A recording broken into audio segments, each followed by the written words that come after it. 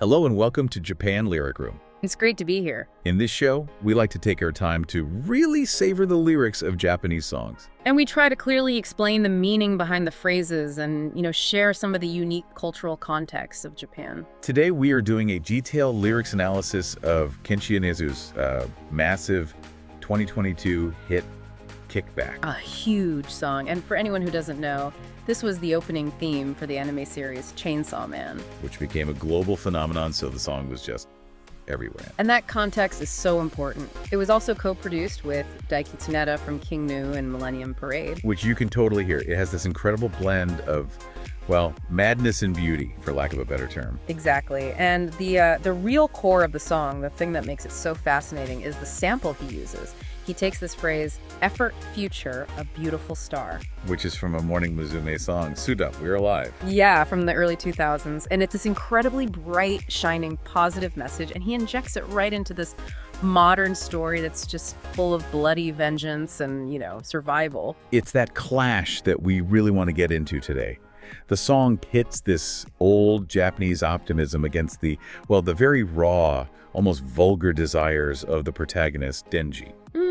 His wish is often just for something simple, something physical. Yeah. But at the same time, he has this really pure desire. I want to be completely filled with happiness. So today we're going to explore that hungry spirit and what the lyrics call a kind of perverted aesthetic to see what it says about our modern lives. Let's start with that foundational piece, the sample itself. The irony there is just, it's so layered. It really is. So our first phrase is that line, effort, future, a beautiful star. If you just hear it, it sounds so beautiful, so hopeful. But in the cultural context of Japan, that phrase basically sums up the entire ethos of early 2000s JPOP. It was the promise, right? It was the absolute promise. If you work hard, if you sweat, if you persevere, the future is guaranteed to be bright. It was almost an equation. Effort equals a beautiful star. Simple as that. Precisely. Now, you jump to 2022 in the world of Chainsaw Man, where, effort often gets you killed. Or betrayed, yeah. So putting that blinding positivity into this dark reality creates this incredible dissonance. Is he mocking it? I think so, yeah. For sure. But it's not just sarcasm. There's also this sense that he's clinging to it, almost tragically. Like, even in all this destruction, this simple desire for that beautiful star hasn't completely died out. It's like a painful echo of a promise that never really came true for a lot of people. And that pain leads directly into the very next line we want to look at, which is a total rejection of that idea, phrase 2. I want to be happy. I want to live an easy life without struggling. Which, for a massive J-pop hit, sounds kind of radical, doesn't it? Oh, it's totally radical. Japanese pop culture is filled with this concept, the value of effort. Songs almost always glorify the struggle, the hard work. Right. No pain, no gain. Precisely. But this lyric it affirms the very human desire to just take it easy, to not have to fight for everything. That feels incredibly honest, and I think really relatable. We're all told to hustle constantly. Sometimes you just want to say, can't I just have an easy life? It's the sound of exhaustion. It's the survival strategy for someone like Denji, who's been pushed to the brink. Grand ideas don't feed you. He just wants comfort right now. So by saying that out loud, the song connects with this fatigue that so many of us feel. It makes that gritty realism feel validating. It does. It says it's okay to just want to survive comfortably. And speaking of raw desires, the third phrase just cranks the intensity way up. It does. Fill me up with happiness and let's go all the way to rest in peace. So happy and death in the same breath. That's insane. The madness is the point. Most songs are about hope for tomorrow, right? Things will get better. Sure, deferred gratification. This completely rejects that. It's not about a happy future. It's about wanting to end everything at the absolute peak moment. I want to finish this in the best state possible right now. Yes. It's this idea of like a catastrophic fleeting happiness, a final beautiful explosion before it's all over. It's the ultimate expression of desperation from someone pushed to their limit. It's like you want to use up all your luck in one go. Yeah. Slam the accelerator all the way to the grave as long as that one moment is perfect. A beautiful final explosion. That's the image. That urgency and the rejection of just empty words is captured perfectly in the fourth phrase. Yes. Before you tell me there is no rain that doesn't end, give me that umbrella first. Okay, so that first part, there is no rain that doesn't stop. That sounds like a common saying. It is. It's one of the most common, almost cliched phrases of encouragement in Japan. You hear it in dramas, songs, everywhere. It's this piece of spiritual guidance. But it doesn't really help when you're soaking wet and freezing right now. Exactly. Yonezu is calling it out as empty words. It's a platitude. It's mental comfort that does nothing for your actual physical suffering.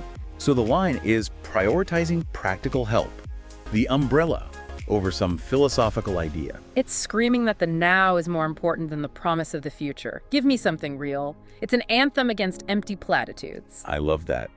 Stop talking about hope and fix the problem that's right in front of my face. It's so direct. Brutally direct. Okay, moving on. The fifth phrase feels like a counterattack against social pressure. A fierce one, yeah. I just can't live in a heaven that only welcomes good kids. This is a direct shot at the pressure to be correct, isn't it? Yeah. In Japan, that emphasis on order and discipline is pretty strong. Very strong. And this line is basically a declaration of self-acceptance. It says, look, I'm flawed. I have ugly desires. I'm not a good kid. And if heaven demands I pretend to be one, then I don't want to go. Exactly. It's a resolve to live life fully, even embracing your own weaknesses, your own base instincts. You use them as fuel instead of trying to hide them to fit in. It's kind of giving yourself permission to be imperfect. And weirdly, that gives you strength, right? If you're not wasting all that energy trying to be correct, you can use that energy to just live, even in a reality that feels like hell. And that embrace of imperfection, it takes a really dark and interesting turn in our sixth phrase. This one is about love, but it's twisted. Very. I love you, disparage me, take everything from me, and laugh at me, my honey. It's such a shocking pivot, isn't it? You start with the most positive phrase in the world, I love you, and then immediately follow it with a request for pain and degradation. It's the perverted aesthetic the song talks about. It is. And you can really feel Daiki Tsuneda's influence here, that sort of delinquent feel. It's portraying the mindset of someone who maybe never learned what conventional, gentle love feels like. So for him, love has to be intense to even register. Exactly. When your whole life has been a fight to survive, gentleness can feel fake or weak. But pain, domination, the threat of loss, that feels real. That feels concrete. So he's anchoring the abstract feeling of love in the very concrete reality of pain. That's a great way to put it. So after all of this high tension, high stakes emotion, the destructive happiness, the perverse love, the song just suddenly goes quiet. Yeah, the volume just drops out for a second. And we get phrase 7, which feels like a whisper. I've gone and forgotten something. It's such a calm, simple admission after everything we've heard.